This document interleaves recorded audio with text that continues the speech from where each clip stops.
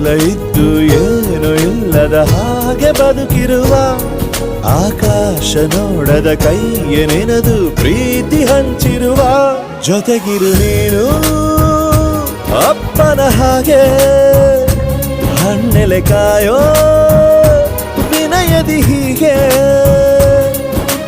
ನಿನ್ನನು ಪಡೆದ ನಾವು ಪುನೀತ ಬಾಳು ನಗು ನಗುತ್ತಾ ಬೊಂಬೆ ಹೇಳುತ್ತೈತೆ ಮತ್ತೆ ಹೇಳುತ್ತೈತೆ ನೀನೇ ರಾಜಕುಮಾರ.